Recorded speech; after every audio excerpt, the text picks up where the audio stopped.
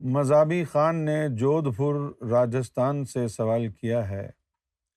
میرا سوال یہ ہے کہ آپ بتائیں کہ ایمان والا اور بے ایمان والا ان دونوں کی قضا اور سزا جزا کا جب وقت آتا ہے تو کیا منظر ہوتا ہے؟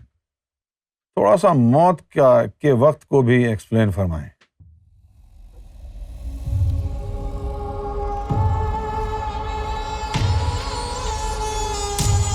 جو ایمان والا ہوتا ہے وہ ہوتا ہے جس کے قلب میں ایمان ہوتا ہے، اور قلب میں ایمان کا ہونا یہ ہے کہ وہ قلب اللہ کے نور سے، اللہ کے نام سے روشن ہو جائے، دل کی ہر دھڑکنیں اللہ اللہ اللہ اللہ کرتی رہیں۔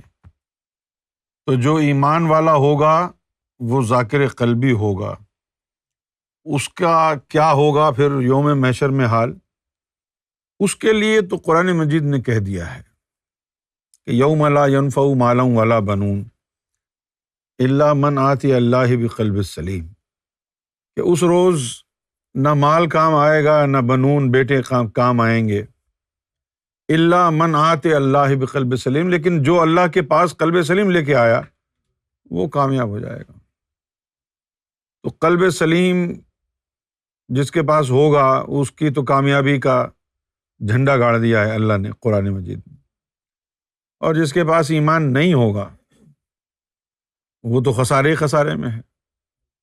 سورۃ العصر میں اللہ تعالیٰ نے کیا فرمایا؟ والعصر ان الانسان لفی خسر، کہ مجھے عصر کی قسم ہے کہ انسان خسارے میں ہے۔ ان الانسان لفی خسر، کہ انسان یقینی خسارے میں ہے۔ الا الذین آمنوا، سوائے ان لوگوں کے جو صاحب ایمان ہو گئے۔ تو یہ منظر ہے، ایمان والا کامیاب ہے اور جو ایمان سے محروم ہے وہ خسارے میں ہے۔ اب دیکھنا یہ ہے کہ وہ کون کون ہے جو ایمان والا نہیں ہے۔ عام طور پر تو لوگ یہ سمجھتے ہیں کہ جو دین کو نہیں مانتا وہ بے ایمان ہے، لیکن یہ تو ہے ہی نہیں کہانی۔ بھلے آپ سارے دن مسجد میں رہیں، مندر میں رہیں، چرچ میں رہیں، گیتا پڑھتے رہیں، بائبل پڑھتے رہیں، قرآن پڑھتے رہیں، ان چیزوں سے ایمان والا نہیں بنتا۔ ایمان والا بنتا ہے جب اللہ مرشد کامل کے ذریعے آپ کے قلب کو اپنے نام سے آباد کر دیتا ہے۔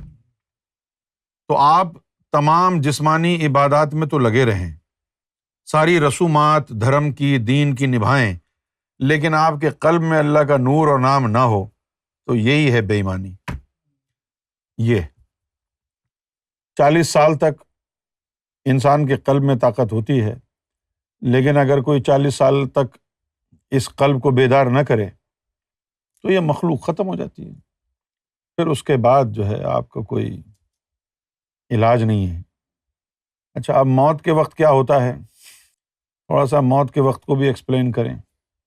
موت جب آتی ہے تو یہ جو لطیفہ انا کے اوپر پردے ہوتے ہیں یہ ہٹا دیتا ہے شیطان، تو وہ عقل انسان کی اس وقت آزاد ہو جاتی ہے۔ پھر اس کو کہانی سمجھ میں آتی ہے کہ وہ دنیا میں پیدا کیوں ہوا تھا، اللہ کو راضی کرنے کے لیے۔ تو وہ کہتا ہے کہ اے اللہ مجھے اب مہلت دے دے، میں اب صرف تجھے راضی کرنے کی کوشش کروں گا، لیکن وہ وقت تو نکل جاتا ہے۔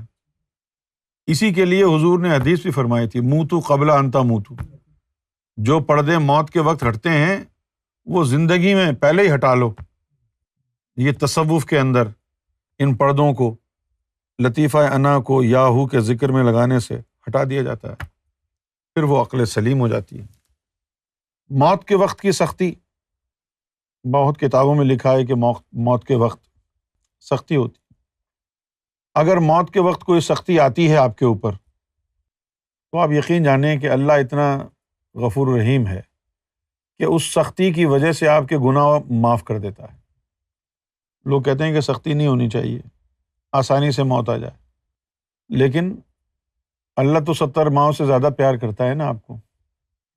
اگر اللہ تعالیٰ کی طرف سے موت میں سختی آئی ہے تو آپ کی بھلائی کی خاطر آئی ہے نا۔ اس سختی کی وجہ سے اللہ تعالیٰ آپ کے گناہ دھو دیتا ہے۔ موت جب آتی ہے تو کیا ہوتا ہے؟ باقی لوگوں کو لگتا ہے کہ بندہ مر گیا ہے، لیکن جس کو موت آتی ہے اس کو نہیں لگتا کہ وہ مرا ہے، اس کو لگتا ہے کہ وہ یہاں سے کسی سفر پر نکل گیا ہے، کیونکہ روح کو تو موت آتی نہیں ہے نا، جسم کو موت آتی ہے۔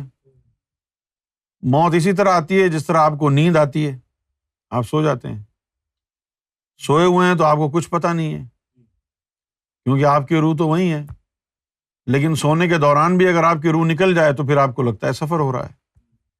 یہی حال موت میں ہوتا ہے۔ جب موت آ جاتی ہے تو انسان کو جو ہے وہ محسوس ہوتا ہے کہ کہیں وہ جا رہا ہے، یہ نہیں ہوتا ہے کہ وہ مر گیا ہے، کیونکہ شعور روح کے ساتھ ہوتا ہے، جسم سے نکل گئی تو اب جسم کا اس کو پتہ بھی نہیں ہے کہ جسم کہاں ہے۔